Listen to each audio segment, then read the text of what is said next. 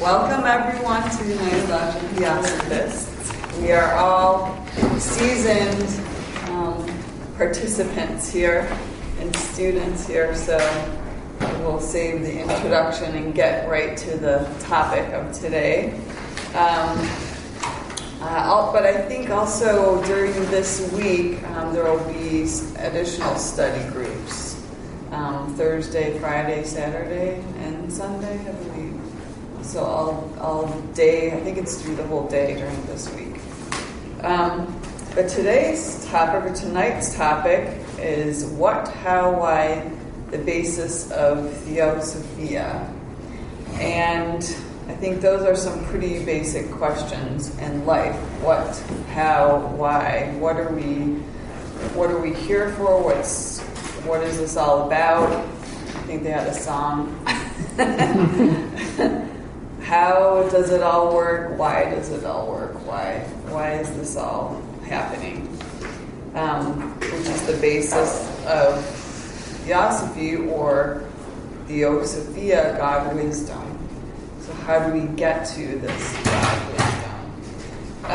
And basically what HPB says is that in the beginning, in the introductory of the secret doctrine, she says there are these three basic fundamentals, and she emphasizes that understanding these three fundamentals is very necessary because they, quote, underlie and pervade the entire system of thought.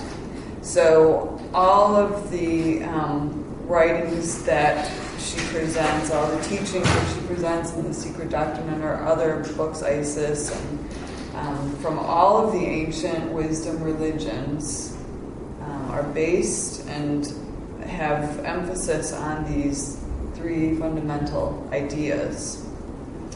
So, first of all, the what. What is this? What is this universe? What is existence? And in the beginning, the Secret Doctrine, she gives some explanation about what we think about the first fundamental is. And Colin, can you read number 1, please? Omnipresent, eternal, boundless, and immutable principle on which all speculation is impossible, since it transcends the power of human conception and could only be dwarfed by any human expression or similitude. It is beyond the range and reach of thought, in the words of Mandukya, unthinkable and unspeakable. So it's this principle, and it's kind of disheartening because it says it's unthinkable, unspeakable. You know, maybe she had some forethought. She was using reverse psychology to really get us to think about what this could be before reverse psychology was even known about. But so why does she say this, and why does she say it's beyond human expression? Beyond what our rational mind can think of. And as we know, one of the reasons she presented these ideas was because of the direction that Western thought was going with religion and science was going. So, she didn't want us to, she wanted us to think of a different way of what you might call the God principle, or what God is, rather than an anthropomorphic God, rather than a God that takes on human attributes like emotions, like a jealous God, or sometimes what people would get attached to, the symbol of God, and make concrete. She wanted us to see that while there is this aspect that we are part of this one, it's not the human personality that is represented in this God principle. So Chris, can you read, and this is one of the things she writes and would like us to think about in the introduction, number 2. The true philosopher, the student of esoteric wisdom, entirely loses sight of personalities, dogmatic beliefs, and special religions. Moreover, esoteric philosophy reconciles all religions, strips every one of its outward human garments, and shows the root of each to be identical with that of every other great religion. It proves the necessity of an absolute divine principle in nature. It denies deity no more than it does the sun. Esoteric philosophy has never rejected God in nature, nor deity as the absolute and abstract ends. It only refuses to accept any of the gods of the so-called monotheistic religions, gods created by man in his own image and likeness, a blasphemous and sorry caricature of the ever unknowable. So while I like that she says that we don't deny deity, and I think in other philosophies and other religions, they had many deities that represented all the aspects of the oneness, but they never, some did, but the idea is not to get attached to the deity itself, but use it as a tool to understand the aspects of the one and the absolute. And with our sometimes limited mind, it's easier for us to maybe focus on one or two of the aspects in the beginning until we get a fuller grasp of this absolute principle. But we can go on to read more of how she explains this absolute causeless cause. And Keith, can you actually read 3, 4, and 5? To render these ideas clearer to the general reader, let him set out with the postulate that there is one absolute reality which antecedes all manifested conditioned being. This infinite and eternal cause, dimly formulated in the unconscious and unknowable of current European philosophy, is the rootless root of all that was, is, or ever shall be. It is, of course, devoid of all attributes and is essentially without any relation to manifested finite being. It is beingness rather than being, in Sanskrit sat, and is beyond all thought or speculation. The idea of eternal non-being, which is the one being, will appear a paradox to anyone who does not remember that we limit our ideas of being to our present consciousness of existence, making it a specific instead of a generic term. An unborn infant, could it think in our acceptation of that term, would necessarily limit its conception of being in a similar manner to the intrauterine life which alone it knows. And were it to endeavor to express to its consciousness the idea of life after birth, death to it, it would, in the absence of data to go upon, and of faculties to comprehend such data, probably express that life as non-being, which is real being. This beingness is symbolized in the secret doctrine under two aspects. On the one hand, absolute abstract space, representing bare subjectivity, the one thing which no human mind can either exclude from any conception or conceive of by itself. On the other, absolute abstract motion, representing unconditioned consciousness. Even our Western thinkers have shown that consciousness is inconceivable to us apart from change. And motion best symbolizes change, its essential characteristic. This latter aspect of the one reality is also symbolized by the term the great breath, a symbol sufficiently graphic to need no further elucidation. Thus then, the first fundamental axiom of the secret doctrine is this metaphysical one absolute, beingness, symbolized by finite intelligence as a theological trinity. Thank you. So in number 4, it gave to me a sort of an understanding of what this non-being might seem to our consciousness in this example of the unborn infant. And also, in a later part, the great breath that she describes as an aspect of the one. Later on, she says that this breath of the one existence does not all the same apply to the one causeless cause or the all beingness, in contradistinction to all being, which is Brahma or the universe.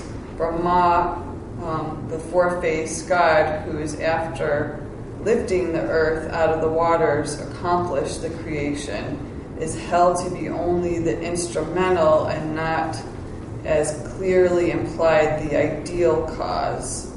So it's interesting. I sometimes think of the one absolute as sort of this infinite potential before there was an idea.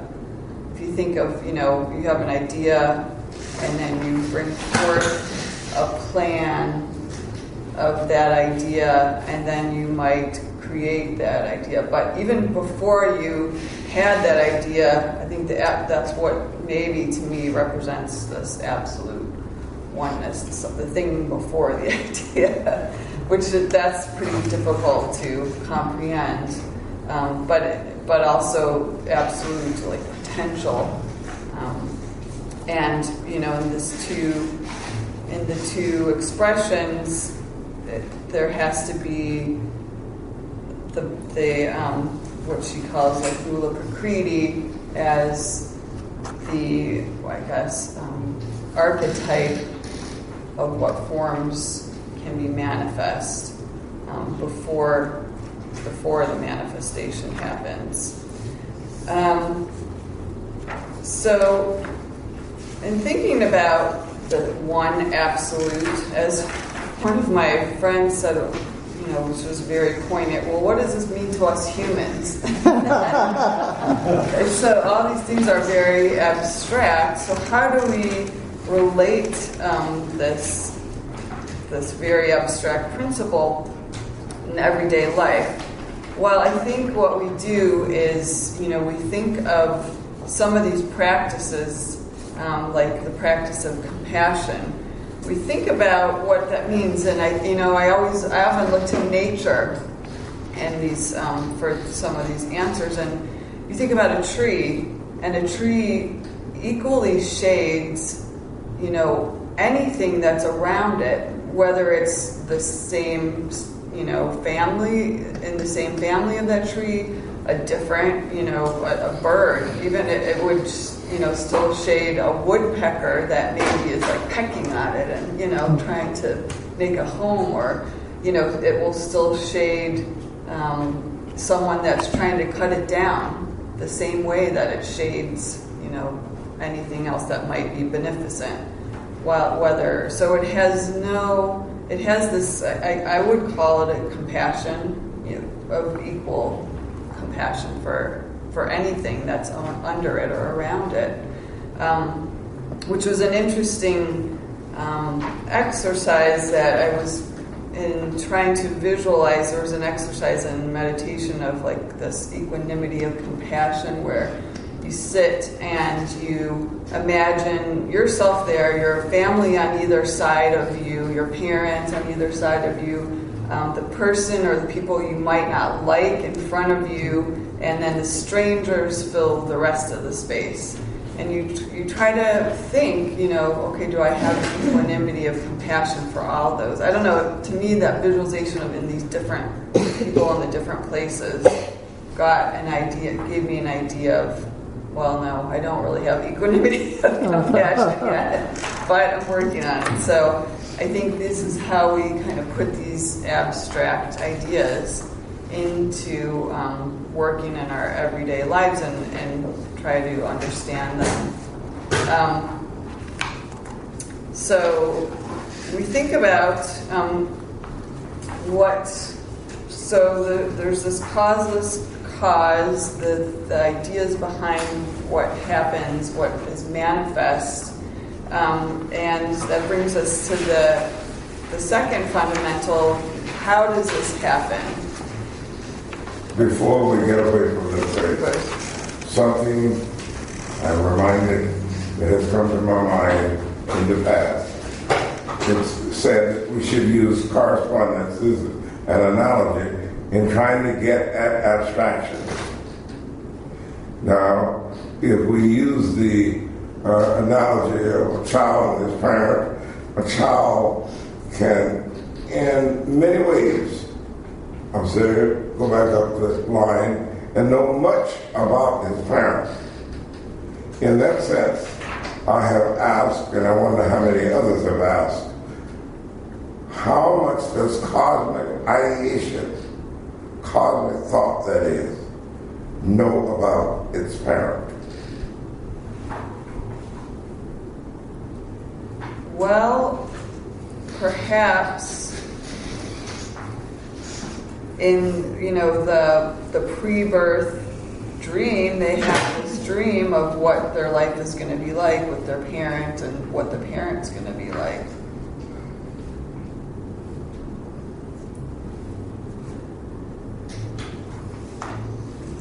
I don't know if I understand the question. The question is, what does cosmic ideation know about that absolute?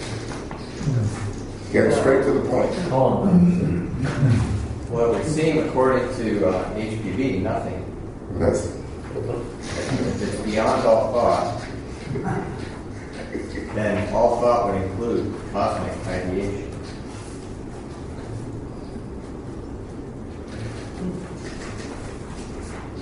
Well, there's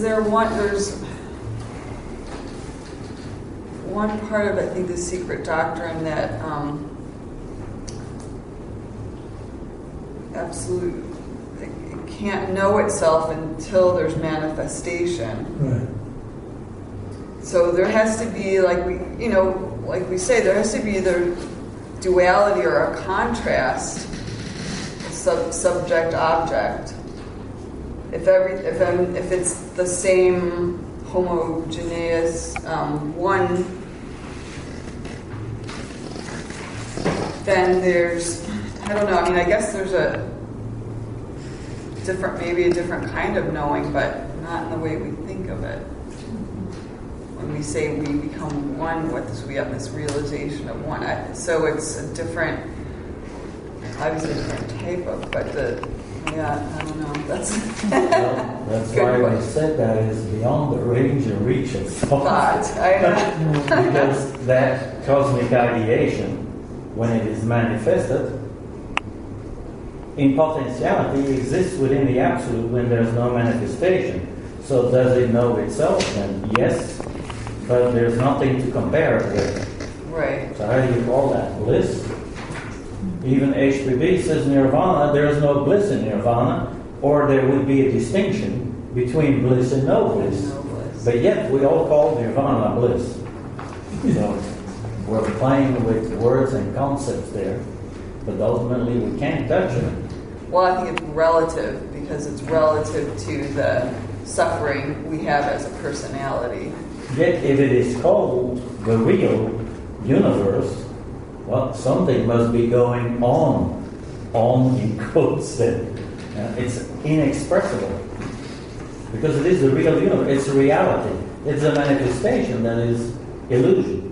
So then there has to be something real.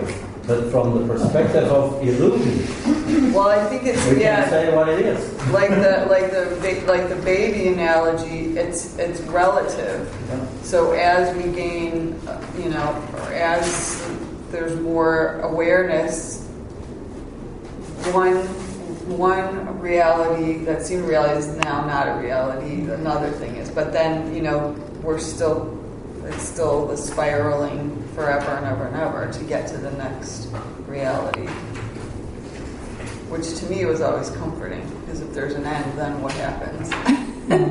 And so I think that's why she, that's part of this, explanation, as to, as opposed to, okay, you go to heaven or hell and that's it.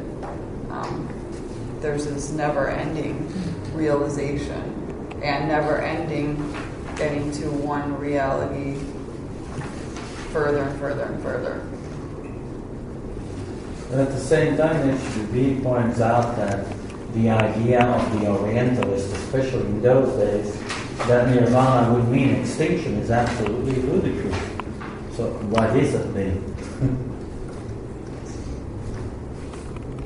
Well, there's another, I think it was on, this was page 45, but I think on 43 of the Secret Doctrine, it was talking about that non-being as well as not being extinction, but just being, like in this, the non-being, which was really the being, like in number 4.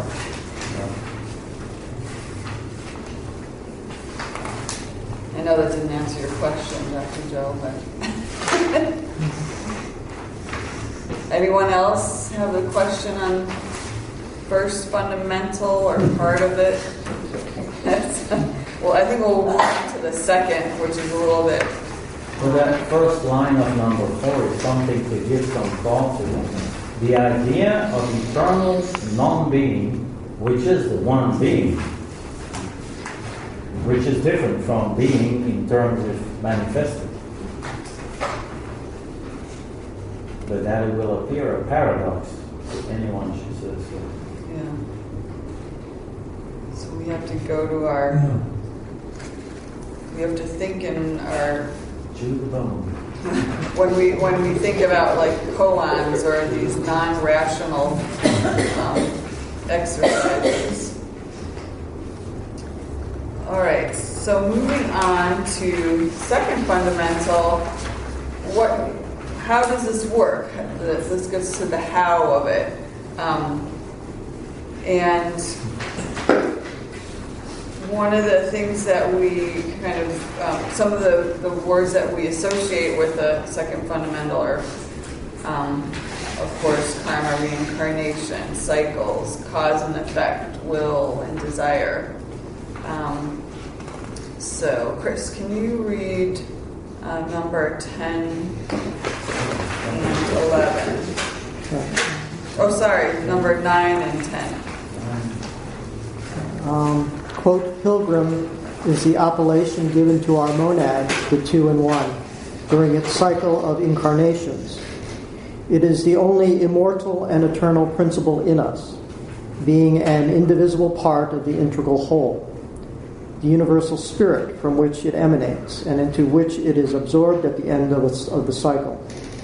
When it is said to emanate from the one spirit, an awkward and incorrect expression has to be used for lack of appropriate words in English.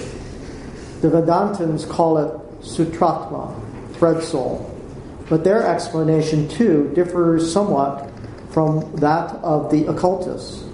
To explain which difference, however, is left to the Vedantins themselves. 10. This second assertion of the secret doctrine is the absolute universality of the law of periodicity, of flux and reflux, ebb and flow, which physical science has observed and recorded in all departments of nature. An alternation such as that of day and night, life and death, sleeping and waking, is a fact so common, so perfectly universal and without exception, that it is easy to comprehend that in it we see one of the absolutely fundamental laws of the universe.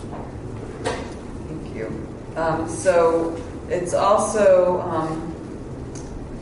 mentioned in the beginning of the Patanjali's Yoga aphorisms that this idea of karma and reincarnation is taken as a known idea and an accepted idea, and it makes to me it makes sense that there would be this karma and reincarnation, life, death, rebirth, rather than just an ending, because we do see it all in nature, and it is very apparent.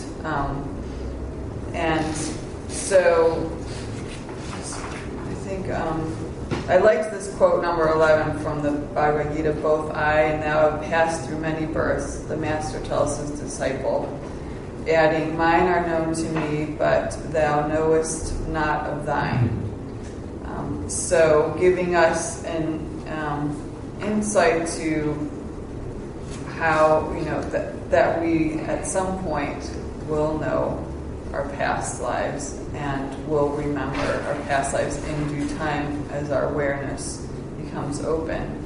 And in the secret doctrine and all around the second fundamental, she describes all the globes and the rounds and the races, and goes into all the detail of the evolutionary process of universes and of man. And she does quote that these are limited to our solar universe, our solar system, as she mentions that we couldn't really, if the other laws were given for other universes, we wouldn't be able to understand. I mean, it's enough to understand these, fundamental ideas.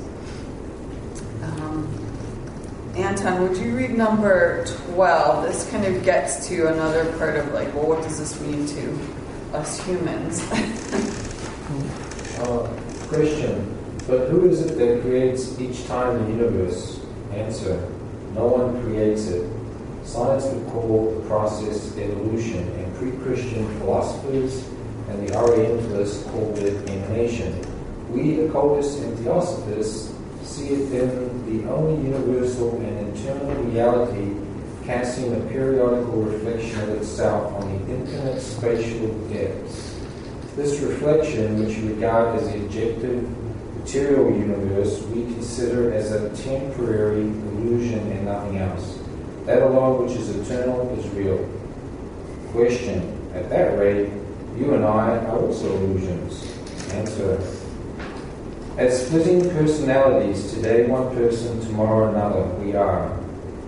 Would you call the sudden flashes of the aurora borealis, the northern lights, a reality, though it is as real as can be while you look at it? Certainly not. It is the cause that produces it, the permanent and eternal, which is the only reality, while the other is but a passing illusion. Keep the Theosophy. Thank you.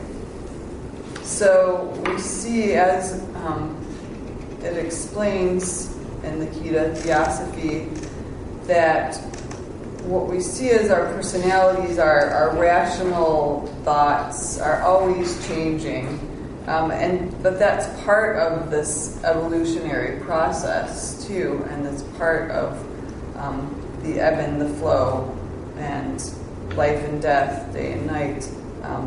This change is life, is actually manifested life, which is necessary.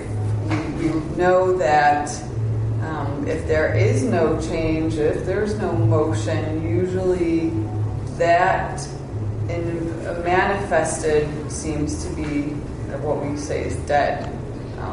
Now, when we get into other realms of consciousness, that might not be exactly true, but in manifested world, it is. Now, it's interesting, we ask, part of this, why, one of the things I forgot to mention was that part of this, there's a bridge between force, spirit and matter, which is this force called Foha, which she mentions as one of the aspects too. So we think about and why this manifestation, why these cycles, why reincarnation and karma.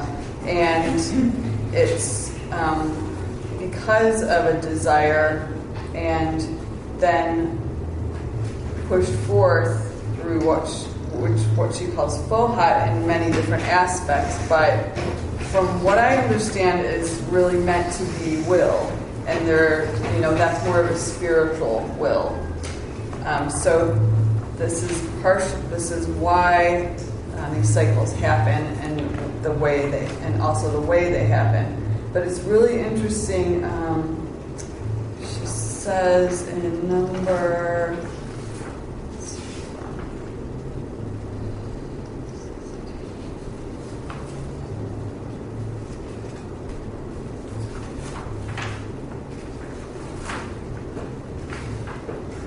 Number 8. Linda, can you read number 8, please?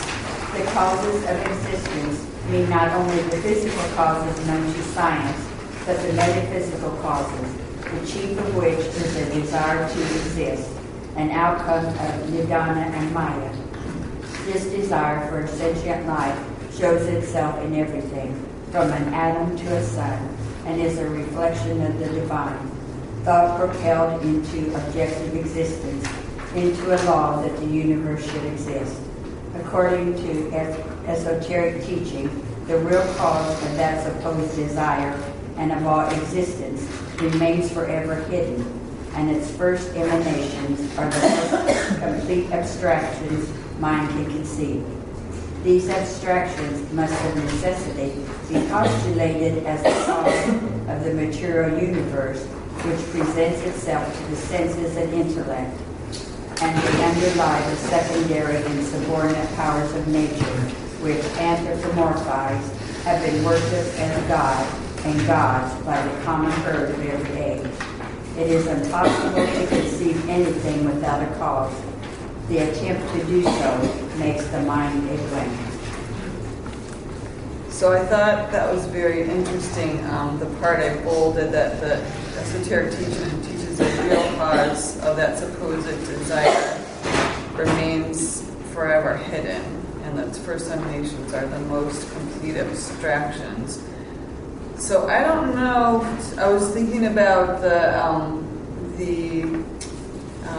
circle and the dot, and I was thinking that maybe that part is the dot, whereas the desire and of the sort of external, the physical causes and some of the metaphysical causes is actually the cross within the circle, or like the swastika.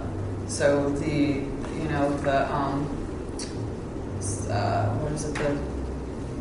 samsara, the ring of samsara. But perhaps this real cause is the dot in the circle, the point. That's another way to look at it. Perhaps. I'm not saying that's the final word, but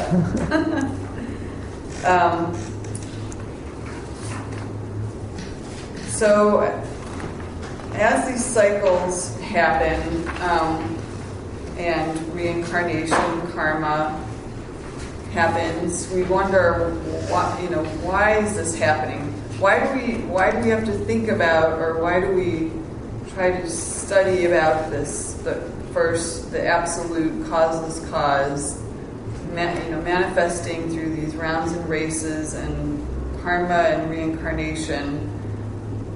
Why are we thinking about this? What's the purpose of it? And I think, as I said, as we were talking about before, how some other cultures, religions might express this one absolute as deities.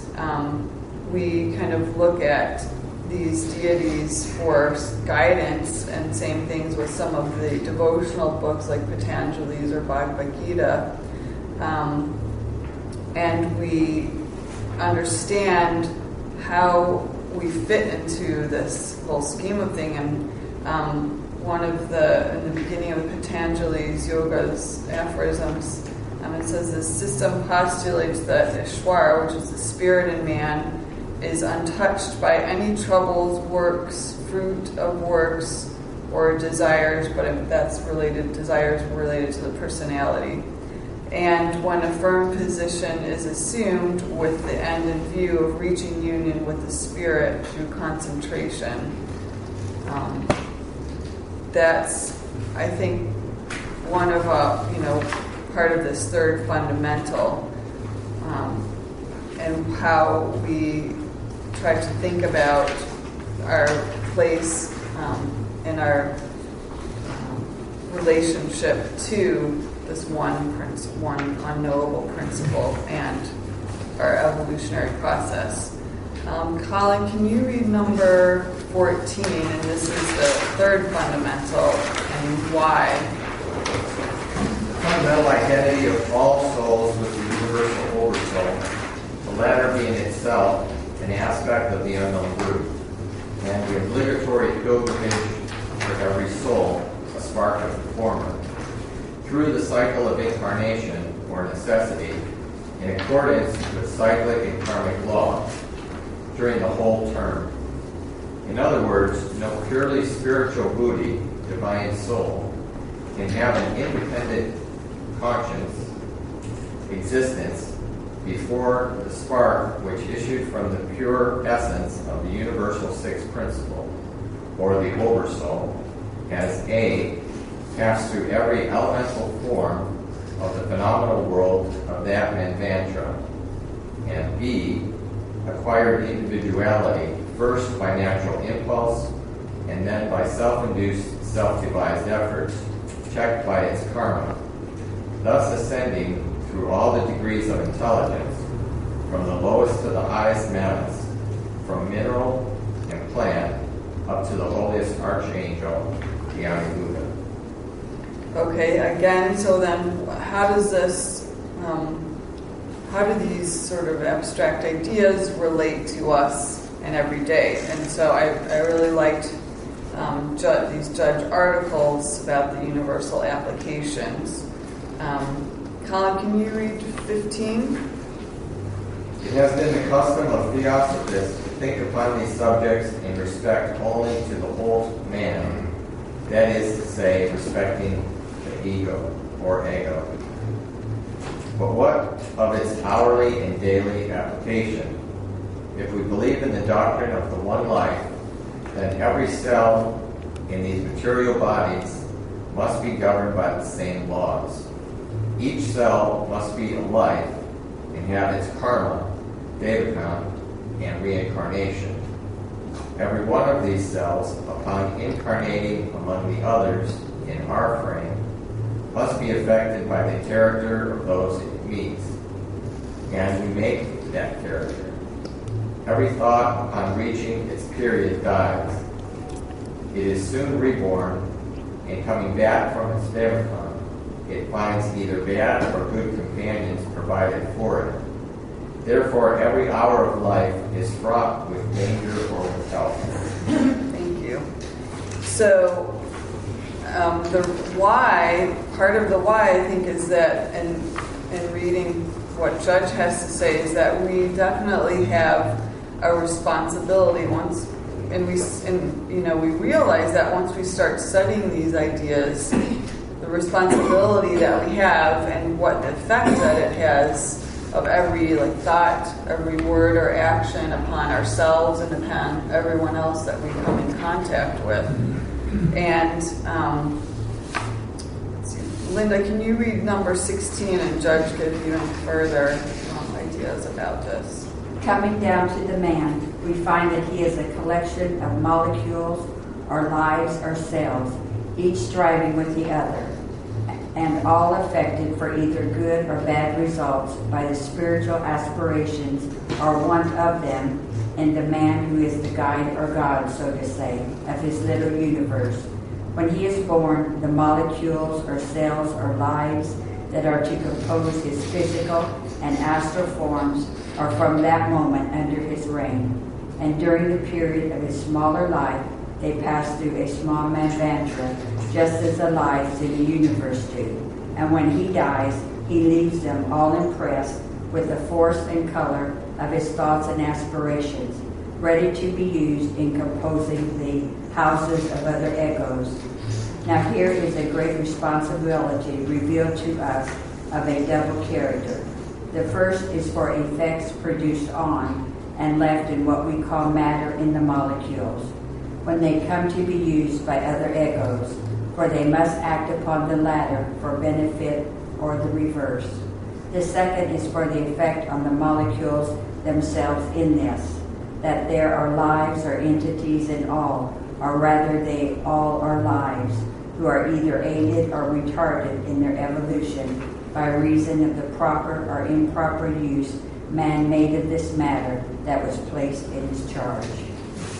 So when we read these things, we realize the huge responsibility that we have and what our relationship is to this universal oversoul. We're trying to understand and, in a way, do act and think and say the words that perhaps show this universal compassion.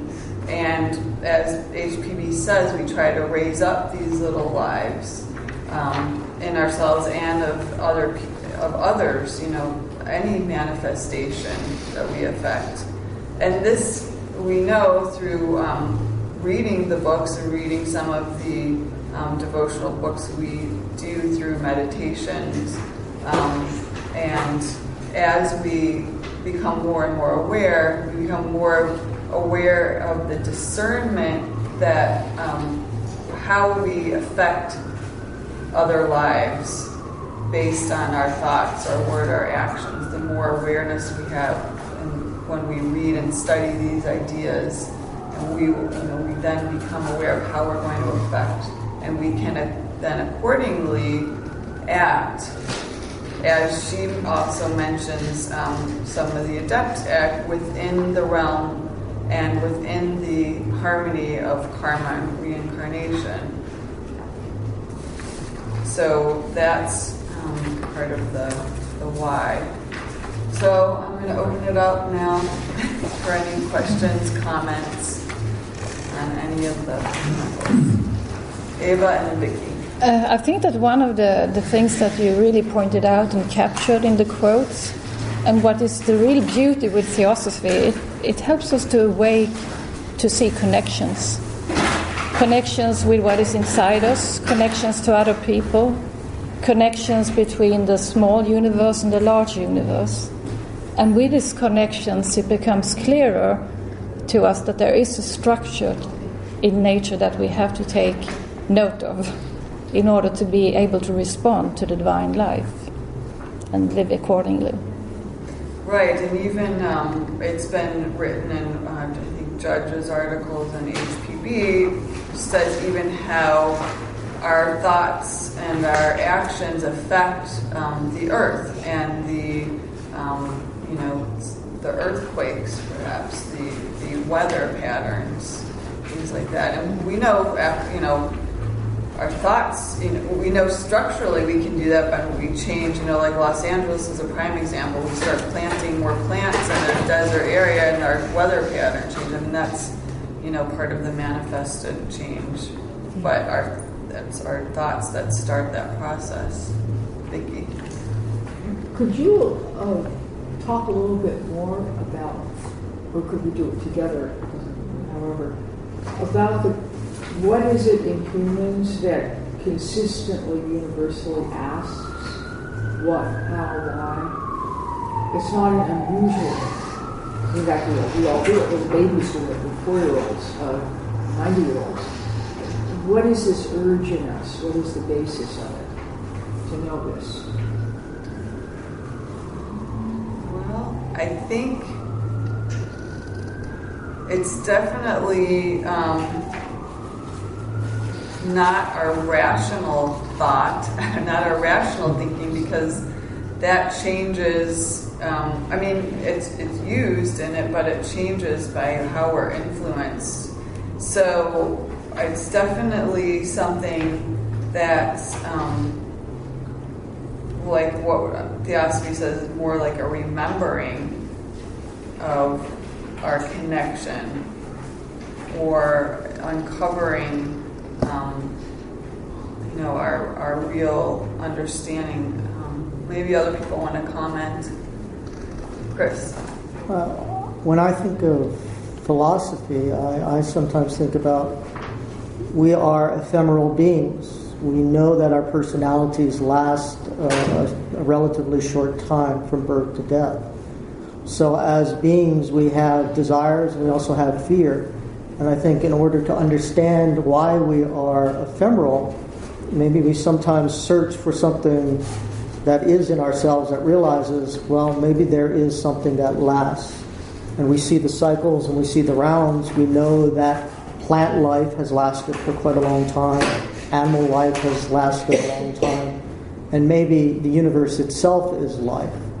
So when you start thinking in those types of thoughts, you start to understand maybe the most basic idea of evolution. But then there is the other thing, how does evolution start? And I know that within Theosophy, there is that concept of involution, where there is that spiritual nature, the higher nature, makes that sacrifice to uplift the kingdoms. And so in that sense, we understand that it's a progression, a type of eternal progression. And from what I gather is these are lifelong questions that even seemingly, I don't believe this, but nobody's a simple person. Everyone thinks about these things, whoever is human. And so those aspirations are the things that help us look at these quotes. I like these. I mean, when we talk about the second fundamental, it's very clear. I think it's apparent to everybody. But then when we talk about the first fundamental, for me, it's a little unclear. But then it is clear in the sense that there has to be spaces seemingly endless, boundless, as she mentions at that first fundamental. And it does make you think of the larger principles, so that you can live your life with some sort of map. And also one of the quotes here, she says there's it's impossible to conceive of anything without a cause. So I think part of us that's connected with this universal oversoul, maybe understanding that there's this cause. But I think that in us that asks the question what, how, and why is obviously that in us that doesn't know what it is, or he wouldn't ask the question. So it is that in us that does not have that spiritual clairvoyance. And I guess that's where we end up with the human soul that is immersed in matter. Because there are those elements within us that do know. But it is our manifested aspect that asks these questions. Because it becomes blinded once it becomes in touch with matter. Right, but there's this desire and will to know.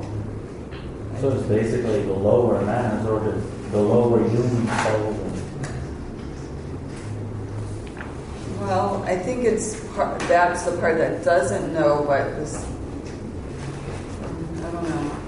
Dr. Joe, you have the answer. All right, we're saying we can't forget what Blavatsky says in the SD. At the bottom of all desire to know, all desire to move on, all desires to be wise is our monadic nature. Supporting that is our astral nature of the personality. Yeah, well, I was also thinking that those questions is what is urging us on to find an answer. So maybe the questions on some level come from our inner nature, our eternal nature, trying to wake up the personality to the reality of why we're here somehow. Right, yeah. Colin. Well, the fundamentals say that we can't know the first fundamental. That's the But reverse psychology. The other two are knowable to an extent. Because the other two deal with manifestation. And it said that desire is the first that causes the whole process to happen. There's a desire, and then there's a radiation, and then that radiation emanates the universe. So it would seem, in one respect, I would agree with Pete in that our lower nature is trying to make sense of the world that we see, because our rational mind realizes that the world doesn't work rationally. If we look at all the things that happen, and if we have a sense of judgment that seems like things are accurate, we know that there's misjudgment all the time. That people get away with things that they shouldn't get away with, other people get convicted of things that they've never done. And so it doesn't seem like there's any kind of justice when we're looking at things from this perspective. But on a higher perspective, from the soul aspect, or from our monadic aspect, after however many lives that we've lived, we can see justice in what the lower nature doesn't see justice in. But it would still seem that we can't know the what, because the what is our essence. What is the absolute? An aspect of us is the what. And that seems to be where the true desire manifests through all the other planes. It all starts with desire. It seems like the what has to be the desire on a very, very high level. Why does the absolute manifest anything? Is it desire, or is it cyclic law? All of that. Well, it says in number 8, it remains forever hidden. That desire that's behind the desire to exist, which is hard for us to even comprehend at all. But I think, we see, I think what everyone's saying is a good culmination of the thoughts, because many times people, especially with like karma and reincarnation, you wonder why it suffers, which is the personality, the unknowing. But Pete, go ahead. That is the Epimetheus in us that asks those questions. The Prometheus knows, Right. because he can look in the future. The Epimetheus, which is our lower aspect, only looks in the past. We can barely remember sometimes what happens, let alone realize what is about to happen in the future. And she says in part of these descriptions of the absolute and of karma and reincarnation about time, and the requirement that the human is at the fulcrum between no thought and higher thought. But unless we consciously develop that part of ourselves, it will remain latent. I think also not knowing the totality of the what, how, and what is what stimulates the ego to keep coming back to find the what, how, and the why. that's the desire. I think 17 is, we haven't read that, and that gets to sort of the different aspects of ourselves. Vicki, can you read 17 on the last? Sure. Know that the wisdom which perceives in all nature one single principle, indivisible and incorruptible, not separate as a separate object seen, is a Visakhya quality. The knowledge which perceives different and manifold principles as present in the world of created beings pertains to Rajas, the quality of passion. But that knowledge, wholly without value, which is attached to one object alone, as if it were the whole, which does not see the true cause of existence, is of the nature of Thomas, indifferent and dark. And that's from the Gita, chapter 18. So I think this kind of explains where all the qualities that we all have, and as we develop along towards the sattvic quality, the rajas quality is, I think, a big quality in the human population right now. Well, probably the Tamas too,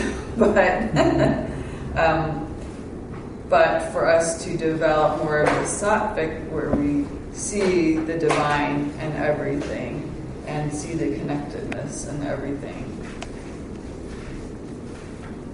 I like to look at those three gunas more as kind of modes or like functions or forces rather than aspects. Because I think that the three gunas kind of work through that upper supernal triad creation, how the ray, the omnipresent ray emerges from the absolute. I don't quite understand it, but I think that those three gunas work with those primary three forces in one, or three wicks in one within that primordial flame, from which the septenary universe of everything originates. So I don't know if this is true, but there has been some thought that you could say that ray emerges out of some kind of imbalance, perhaps, of these three gunas, or something left over from previous universes that needs to be worked out and understood. But it's only speculation. But I think that the three gunas have a great related to that comment. In an infinite universe, there are infinite possibilities. And so there always is unfinished business. And perfection is a relative term. You don't have absolute perfection. That would mean that an infinite universe has no more possibilities. We get on this squirrel cage, and it's a circular thing, but on the other hand, there are certain things that are even logical. And the fact that in an infinite universe, there are infinite possibilities, and there's always infinite things. And so the perfections that we have are relative. In other words, in each Mahamandrantra, in other words, we're in the seventh round, the seventh race, we know who, what, and why we are, and all, and yet there's always something that has not been accomplished. Because it doesn't say there's absolute perfection of all beings at the same time. Because all of nature is an evolution. And so it's only the self-conscious beings who could have self-awareness and a full understanding of what, how, and why. Anyway, what I'm saying is, we're on a squirrel cage. In a universe that is the basis of the vast perfections, is always going to have this desire for completion. Because there's an incompletion at the end of Mahamandrantra. There are perfections that are developed, but they're relative to absolute perfection. I think we have to get to the point where we realize that we're not in an objective universe that has an absolute beginning and an absolute end.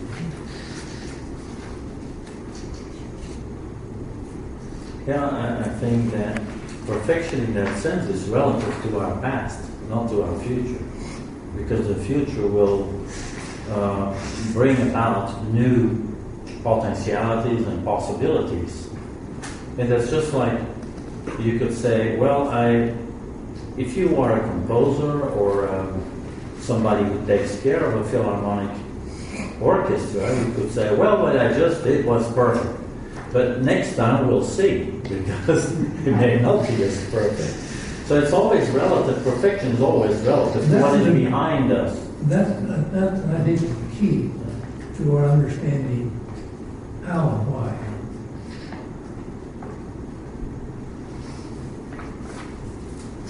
It must be important for us as students of Theosophy to be aware that there are absolutes after absolutes after absolutes, infinitum.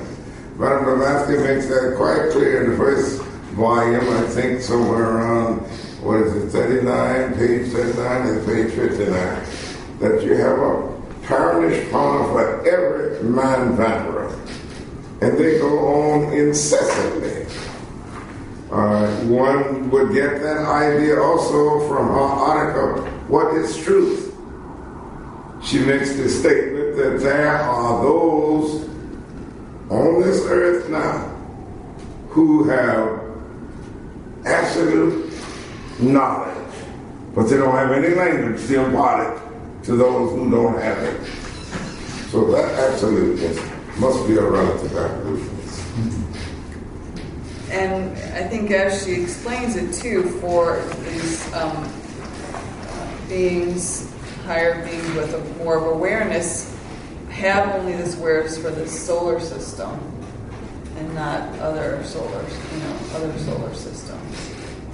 And as we, even I think science is realizing there's infinite solar systems, infinite galaxies. Also, that on the first page, number 2, it says, the true philosopher, the student of the esoteric wisdom, entirely loses sight of personalities, dogmatic beliefs, and special religions.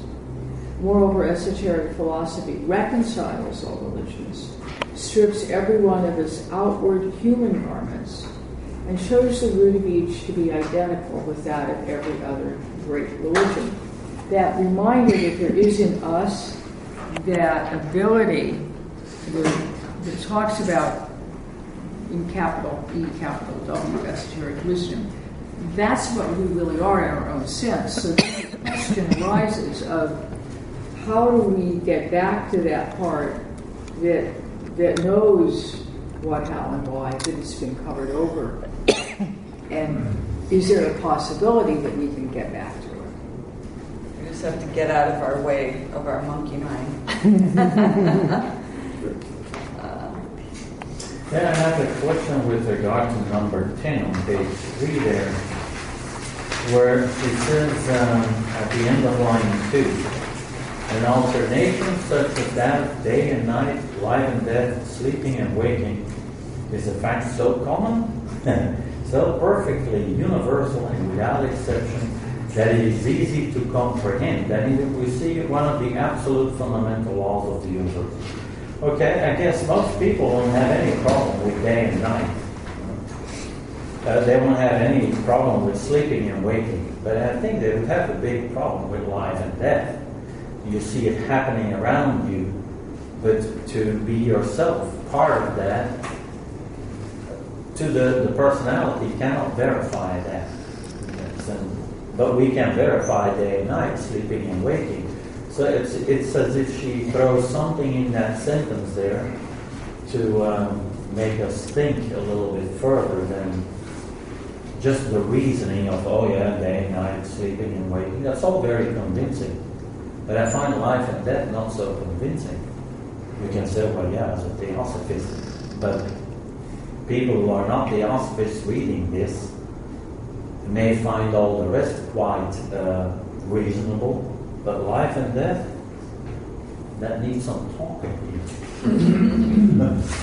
Chris? I think as human beings we all have fear, not just of death, but of life. I mean, for some individuals, life is a torturous experience, sometimes on a daily basis, especially if you have a physical ailment. And I know when I'm in deep pain, I always ask the question, why? Because my personality doesn't enjoy suffering. So, but I am common to all human beings that ask those questions. And to me, that cycle is pretty apparent. We may not know the process of death, and we may not know the process of life, but we do know that it's reality. At least in our phenomenal aspect, we know that it is a finality. And as beings, we create deities and gods so that we can create safe havens, so that we can have some comfort in the fact that, there is a God that will forgive all those horrible sins I have done. But then when we talk about the doctrine of karma and responsibility, and you realize you're part of an even larger process, more responsible for everything you do, then death becomes a situation where maybe I should be starting to plant the right seeds. And also there is that fear, well, maybe I will come back in the next life. Maybe I should start acting more morally. But then in that sense, that's selfish as well. So when we talk about altruism, that gives us the comfort of realizing we are all part of nature, and that we all have a responsibility. And if we are given the gift of eternity, then it behooves us to act accordingly. My most comfortable existence is when I'm ignorant, when I don't have to be forced to see things as they are. And I think life gives us that shock that helps us ask these questions that Kelly's brought us. I mean, what, how, and why are fundamental questions that every human being asks. We may not know what's behind the door of death. We have our philosophy, but that's an experience that's reserved for all of us, regardless. Most men on this earth past have had contact with some kind of religion, organized or otherwise. Even the organized religion teaches immortality. A little reasoning would tell one who has a question about life and death that immortality has to do with existence without end. He sees a baby come into the world. He might assume, as the organized Christianity teaches that this is a new soul, which of course would be erroneous. Then he followed that baby to the end of its physical existence and said, it has died. If it's immortal, did it die? Is it immortal in heaven, in hell, or wherever? What, Jerome? That's different. I believe it's immortal. That aspect within us. Well, that's, I think, in the teachings, she describes upon, and she and Judge describe what happens after death to the different aspects, to the seven aspects of the human, and what actually happens to those. And that's the reason why she brought these teachings to the West, because in the East it was karma, reincarnation, birth, rebirth was more accepted, whereas here, is not so accepted. Especially in her day. Now it's more accepted, but even so, there's still this prevalence of, you have this life and that's it, so make the most of it, and that's the end. But she gives, definitely outlines, and Judge outlines what actually happens according to these ancient teachings. And after death states and pre-birth states, and when we think about it, like consciousness, there was an interesting, I think YouTube video that was saying, try to think of when you're not anytime that you're not conscious, and when you're sleeping, you're still conscious, but it's a different consciousness. You're dreaming.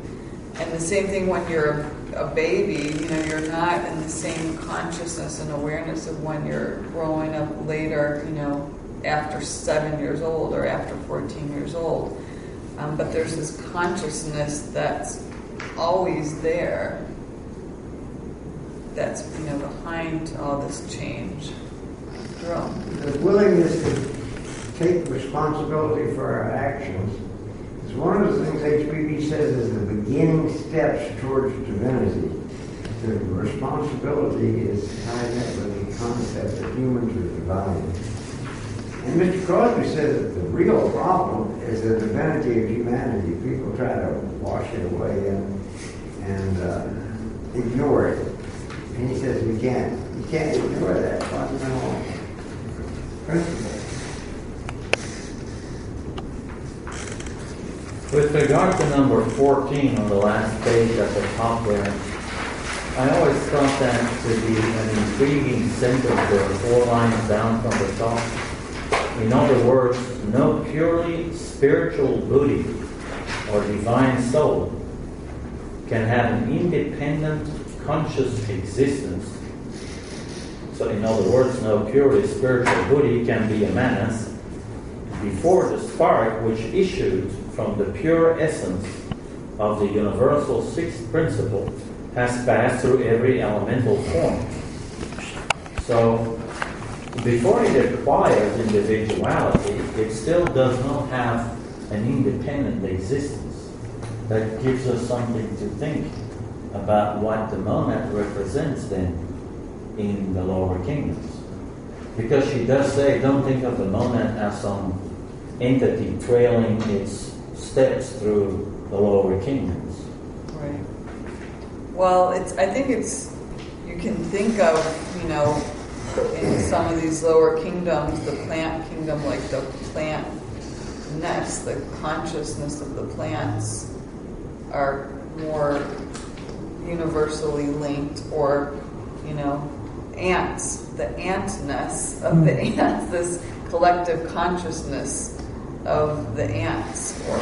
But the ants are not lions. Are not lions? Not lions, or they're not elephants, or they're not mosquitoes. Not yet. And so, because he speaks of, it doesn't have an independent existence yet. So, you wonder then, what is the relevance of the differentiations in the species to that monad?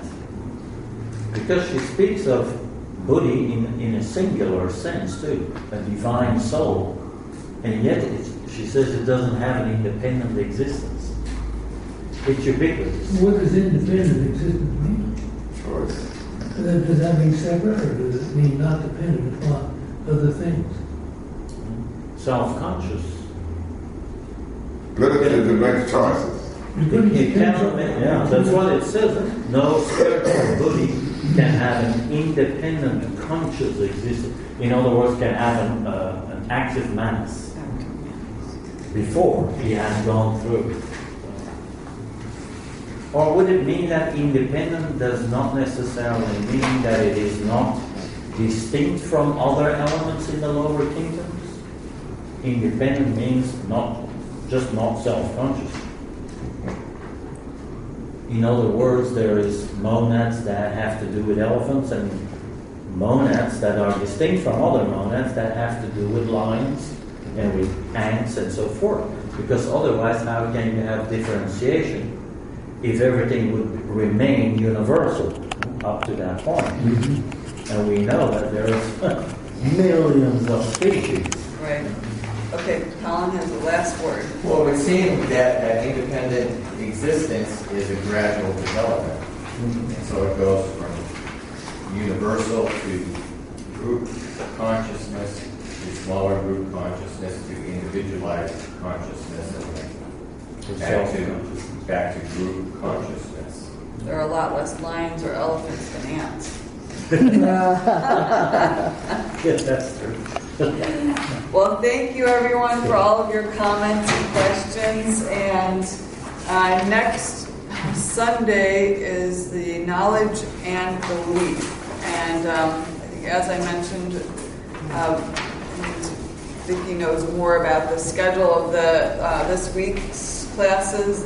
Thursday, Friday, and Saturday, 9 to 5. We'll start with the secret doctrine in the morning, and then we'll do other articles and stories as the day goes on. Everybody's welcome at any point. It doesn't mean you have to get there at 9 o'clock.